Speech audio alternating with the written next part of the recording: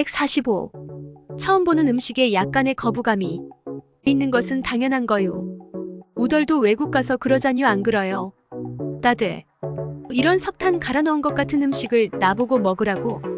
도저히 못 먹겠어. 아픈 나한테 이런 걸 먹으라고 하다니. 너무해. 한 영국 여성이 한국 친구에게 울먹이며 섭섭함을 토로하고 있습니다. 이 석탄 갈아 넣은 것 같은 음식은 도대체 무엇일까요? 또 이들에겐 어떤 일이 있었던 걸까요? 구독과 좋아요는 영상 제작에 큰 힘이 됩니다. 안녕하세요. 저는 영국에 사는 바네사입니다. 저는 영국에서 대학을 졸업하고 신문사에서 일하고 있습니다. 저는 작년 연말에 한국 친구의 초대로 연말 파티 겸 친구의 결혼식 참석을 위해 한국으로 여행을 갔습니다. 저의 한국 친구들은 10년 전에 영국으로 유학 왔을 때 저와 집을 함께 쓰던 친구들이죠. 우리는 이탈리아에서 온 로라, 미국에서 온 제니를 포함해서 5명이 집을 함께 썼습니다. 같은 학교에 다니면서 서로 친하게 지냈죠. 그래서 학교를 졸업하고 각자 집으로 돌아간 이후에도 SNS에서 서로의 일상을 공유하며 연락하고 지냈습니다. 그 친구들 중 한 명인 한국인 소영이가 연말에 한국에서 결혼식을 한다고 우리 모두를 초청했습니다. 우리는 지난 10년간 출장으로 영국을 오거나 휴가 때 시간을 맞추어 23명이 함께 여행을 간 적은 있었지만 5명이 모두 함께 모여 시간을 보낸 적은 없었기에 이 기회에 한국에서 모두 모이기로 했죠. 일단 저의 사연을 얘기하기 전에 한국 분들께 사과부터 해야 할 것 같네요. 저는 지금까지 동양은 서양보다 후진국이라는 선입견이 있었습니다. 그렇다고 한국에서 온 친구들을 무시하지는 않았지만 한국이라는 나라가 영국보다는 후진국이라는 생각이 강했죠. 하지만 지금 한국을 방문하여 겪은 경험들을 뒤돌아보니 이렇게 사과를 드려야 할 것 같습니다. 저는 지난달 초 소영이의 결혼식보다 훨씬 일찍 한국에 도착했습니다. 한국에 도착하자마자 저는 좀 어리둥절했죠. 인천공항이 정말 좋았기 때문인데요. 출국장을 나와서 보이는 모습이 여기가 공항인지 전시관인지 구분이 안 될 만큼 공항에는 곳곳에 화려한 예술품이 전시되어 있고 광장에서는 수준 높은 문화 공연을 하고 있었기 때문입니다.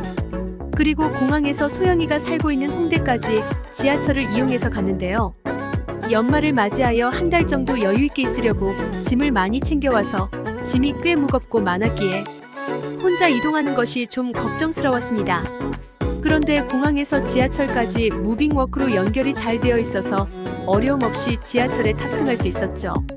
실내로 계속 연결되어 있어 한국 겨울 날씨가 그렇게 추운지 몰랐습니다. 지하철 안도 정말 따뜻했고 깨끗했기 때문이죠. 게다가 제가 앉은 지하철 의자까지 따뜻했기에 이동하는 동안 여행의 피로도 풀리는 것 같았습니다. 정말 신기한 경험이었지요. 소영이가 홍대 지하철역까지 마중 나왔기에 집까지도 아주 편하게 갔습니다. 5년 전 영국으로 출장 왔을 때 잠깐 본 이후 처음 만나는 것이었기 때문에 오랜만에 만난 소영이가 무척 반가웠습니다. 한국에 있는 동안은 소영이의 집에서 같이 머물기로 했기에 소영이네 집으로 가서 짐을 풀었습니다. 짐을 정리하고 서로의 근황을 얘기하다 보니 저녁 늦은 시간이 되었습니다. 우리가 시간 가는 줄 모르고 떠들었다며 깔깔거리며 웃었는데 소영이가 배고프다고 밖에 나가자는 거예요. 저는 놀랐죠. 영국에서는 밤에 갈 수 있는 곳도 별로 없고 놀 수 있는 곳도 별로 없거든요. 그런데 홍대는 정말 다른 세상 같았습니다. 사람도 정말 많고 새벽까지 거리 공연도 있어서 정말 신났고 길거리에 먹거리도 많이 팔고 있어서 어떤 걸 먹어봐야 할지 고민할 정도였으니까요. 소영이는 한국에 왔으면 삼겹살은 먹어봐야 한다면서 저를 삼겹살집으로 데리고 갔습니다. 저는 육식을 정말 좋아해요. 반면 야채는 별로 좋아하지 않죠. 아마 소영이도 저의 그런 식습관을 알고 있었기에 한국에서의 첫 식사를 삼겹살로 정했던 것 같습니다. 저는 대학교 때부터 한국 음식에 대해 많이 들어서 삼겹살에 대해 알고 있었기에 한국에서 꼭 먹어보고 싶던 음식이었습니다. 그래서 반가운 마음으로 갔죠. 식당에는 테이블 한가운데가 뻥 뚫린 테이블이 여러 개가 있었는데요. 저희도 그 테이블 중 하나에 앉았습니다. 그런데 분명 저희가 주문한 건 삼겹살이었는데 나오는 음식들이 고기는 하나 없고 모두 야채뿐인 거예요. 상추, 케일 같은 채소들과 무절임 명이나물, 김치, 쌈장, 겨자 같은 소스류들이 나왔죠.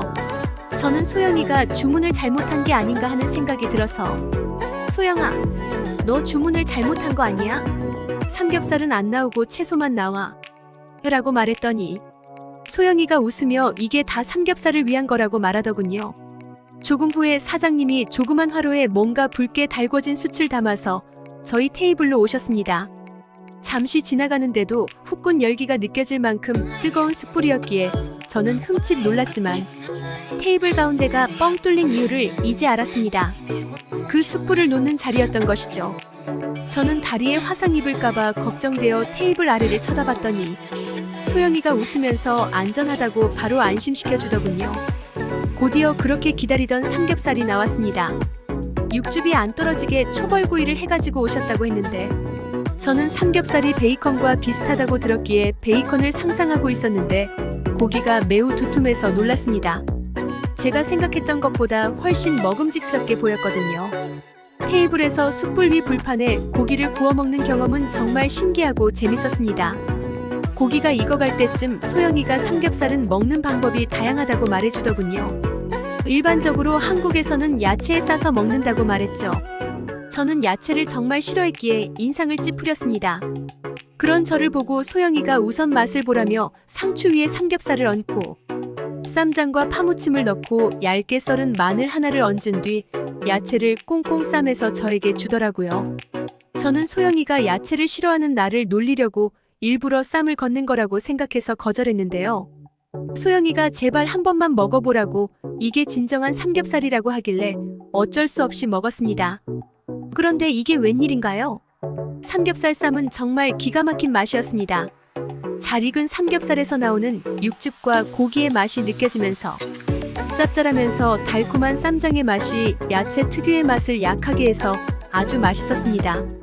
고기의 식감과 야채의 아삭한 식감이 잘 어우러져서 정말 환상적인 조합이라고 느껴졌죠. 이렇게 먹으니 야채도 먹을만하다는 생각이 들었습니다. 놀라워하는 저를 보면서 소영이가 활짝 웃으면서 쌈무를 싸서 먹는 것도 맛있고 명이나물에 싸서 먹는 것도 맛있다면서 여러 가지 방법을 더 알려주었습니다. 사는 십정말 무엇과 같이 먹느냐에 따라 삼겹살의 맛은 변화무쌍하게 변하더군요. 환상적인 경험이었습니다. 소영이는 한국에 왔으면 소주를 마셔봐야 한다면서 말로만 들었던 소주를 주문했는데요. 고기를 먹고 나서 마시는 소주는 마치 미식가들이 다음 음식을 먹기 전에 입을 헹구는 듯한 깔끔한 느낌이 들어 다음 한 입을 먹는 기분을 좋게 해주는 묘한 재미를 느낄 수 있었습니다. 소영이는 소주만 먹는 것은 좀 쓰다면서 더 맛있는 맛을 알려주겠다며 맥주도 주문했습니다. 또 뭘 알려주려나 기대에 차서 궁금해하고 있었는데 소주와 맥주를 섞더라고요. 한국 칵테일이라고 생각하면 된다면서 소주와 맥주가 섞인 소맥이라는 것을 제게 주었는데요. 아까 소주는 좀 쓴맛이 강했는데 소맥은 소주의 쓴맛은 사라지고 깔끔한 느낌은 그대로 전달하면서 맥주의 시원한 느낌도 함께 느낄 수 있는 정말 기가 막힌 칵테일이었습니다. 한국은 음식에 정말 다양한 조합이 있다는 생각이 들었죠.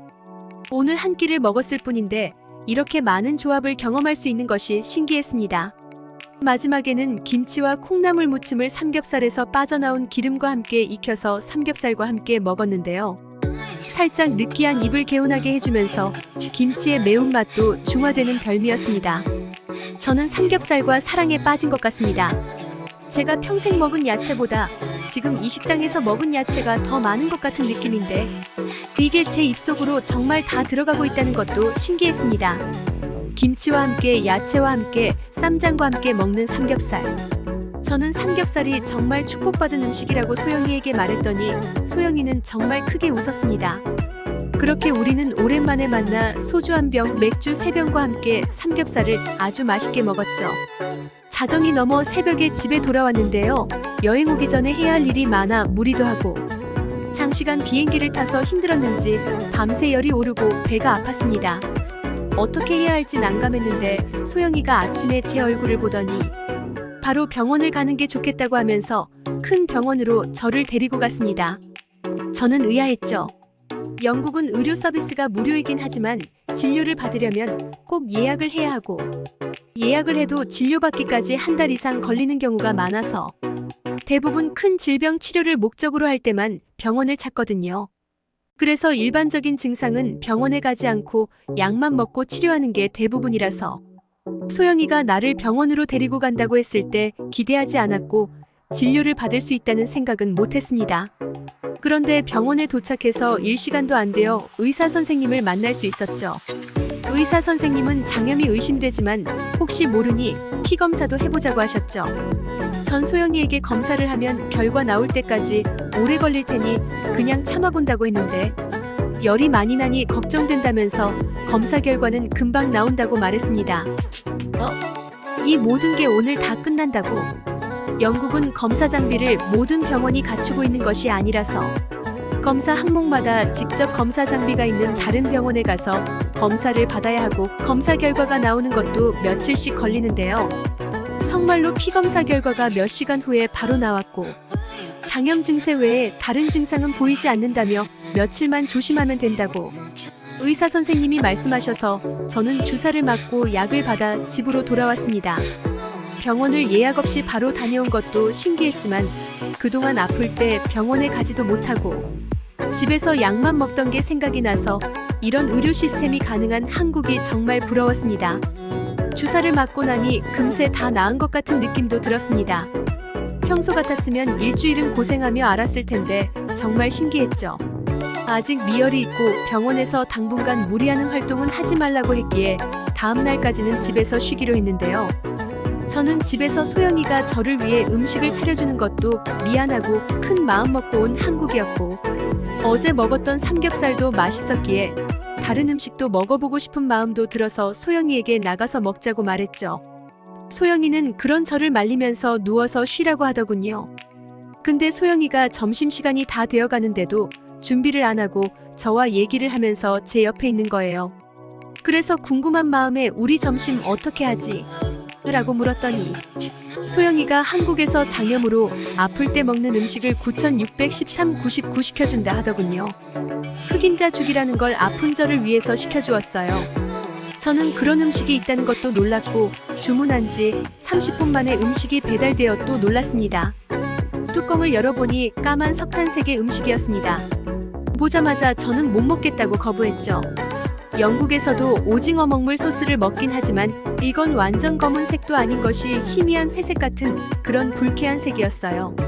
안 그래도 입맛이 없는데 검은색 스프를 보니 더 입맛이 떨어지는 기분이었거든요. 소영이는 이건 흑임자 죽이라는 건데 고소한 검은 깨를 갈아서 만든 것이라서 색이 까만 거라며 정말 맛있다며 한 입 먹어보라고 계속 권했습니다. 어제 소영이가 권했던 것들은 다 저를 매료했기 때문에 저는 소영이를 믿고 한 숟가락 입에 넣었죠. 살짝 끈끈하면서 스프와는 다른 부드러운 식감이었는데요. 처음 먹어본 맛이었지만 정말 고소하고 부드러워서 아주 좋았습니다. 그동안 고소하다는 말을 한국 친구들에게 많이 들었었는데 어떤 느낌인지 정확히 몰랐습니다. 이번에 흑임자 죽을 먹으면서 고소하다는 맛을 좀 더 이해할 수 있었죠. 아파서 별로 배가 고프지 않았는데도 한 그릇을 금방 다 먹어버렸습니다. 같이 온 반찬들도 흑임자죽과 너무나도 잘 어울려서 반찬까지 다 먹었죠. 소영이의 보살핌을 받으며 하루 푹 쉬었더니 컨디션이 빨리 회복되었습니다. 그래서 그 다음 날에는 소영이와 함께 영화를 보러 갔습니다. 영화관 근처에서 영화표를 예매하고 근처 카페에서 차를 마시며 영화 시간을 기다렸어요. 영화관도 소영이네 집에서 걸어서 5분 거리에 있었는데요. 정말 소영이네 집 근처에는 모든 시설이 다 있었습니다. 편의점, 마트, 약국, 병원이 모두 걸어서 금방 갈 수 있는 거리에 있다는 것이 놀라웠고 정말 편했습니다. 영화가 시작할 때까지 시간이 조금 남아 카페에 있는 동안 소영이는 노트북을 꺼내서 업무를 보고 있었고 저는 그 사이 잠시 화장실에 다녀왔습니다. 카페로 돌아왔는데 소영이는 온데간데 없고 테이블에 노트북만 덩그러니 있어서 저는 소영이에게 무슨 일이 생긴 건가 당황하며 주변을 둘러보았습니다. 저 멀리서 소영이가 영화 보면서 먹을 간식을 사서 오는 모습이 보였죠. 저는 정말 놀라서 물었죠. 이 비싼 노트북을 이렇게 방치하고 가면 어떻게 해? 그랬더니 아무렇지 않은 표정으로 한국에서는 카페에 있는 물건들을 아무도 안 가져간다고 하는 거예요. 정말 이게 말이 되는 건가요? 유럽에서는 차 안에 있는 가방이나 지갑도 문을 깨고 가져가는데 이런 나라가 있다는 게 믿기지가 않았습니다. 한국은 어떻게 이런 게 가능한 건가요? 영화를 보면서 간식을 먹어서 그런지 영화가 끝나고 배가 많이 고프지는 않았습니다. 소영이는 간단하게 분식을 먹자면서 포장마차라는 곳에 저를 데려갔습니다. 길거리에서 음식을 파는 곳이었는데요. 에서 많이 봤던 한국 떡볶이를 파는 곳이었습니다. 기대를 하며 먹었는데요. 조금 매웠지만 떡의 쫀득한 식감이 정말 좋았습니다. 매콤하지만 달콤하기도 하면서 정말 맛있었지요. 사진으로 보았을 때 절대 상상할 수 없었던 맛이었습니다. 어묵 국물과 함께 먹으니 딱 조합이 좋았습니다. 저는 그렇게 12월 20일 소영이가 결혼할 때까지 아침에 한강공원에서 조깅도 하고 저녁에 한강 편의점 라면도 먹어보고 홍대 거리에서 새벽까지 돌아다니며 놀기도 하면서 새로운 경험을 정말 많이 했습니다. 12월 20일 소영이가 결혼을 했죠. 매우 멋진 결혼식이었습니다. 오랜만에 만난 다른 친구들과 결혼식 전 이틀 동안 많은 이야기를 나누며 함께 시간을 보냈습니다. 10년 만에 5명이 모여 즐거운 시간을 보내니 대학 시절로 돌아간 기분이었습니다. 저는 즐거웠던 20일을 보내고 영국으로 다시 돌아가야 할 시간이 돌아왔을 때 걱정이 될 정도였습니다. 한국에 조금 살아보니 너무도 편리하고 안전한 곳이었기에 이제 영국으로 돌아가면 불편하겠다라는 생각이 들 정도였지요. 영국도 한국처럼 편리하고 안전한 곳으로 바뀌면 좋겠다는 생각이 듭니다. 좀 오래 걸리겠지만 언젠가는 그렇게 되겠죠? 영국보다 후진국이라고 생각했던 한국 여행 후에 이런 생각을 하는 제 모습은 정말 상상할 수도 없는 모습이었네요. 예전에 한국 친구들이 영국에서 유학하면서 왜 그렇게 답답하다고 그랬는지 이해할 수 있는 시간이었습니다. 저와 친구들은 12년에 한 번은 연말 휴가를 활용해 한국에서 모이자고 약속했습니다. 한국은 빠르게 변화하는 곳이니 자주 방문해서 얼마나 더 좋아졌는지 모두 알고 싶어졌거든요. 다음에 한국에서 만날 시간들도 기대가 됩니다. 다음에는 한국의 다른 지역도 여행할 계획입니다. 다음 한국 여행기도 커뮤니티에 올리겠습니다. 한국에 대한 다양한 정보 댓글로 남겨주세요. 오늘 바네사 양의 사연을 전하면서 흑임자 죽은 정말 맛있는 음식인데 외국인들에게는 생소하고 그다지 좋지 못한 첫 인상을 줄 수 있겠다는 생각을 했습니다. 우리에겐 너무도 익숙한 음식들이지만 어떤 식문화를 즐겼느냐에 따라 다양한 생각을 가질 수 있겠다는 생각이 드네요. 다음에는 부산 자갈치 시장도 가보그레 이광 알리도 좋구마.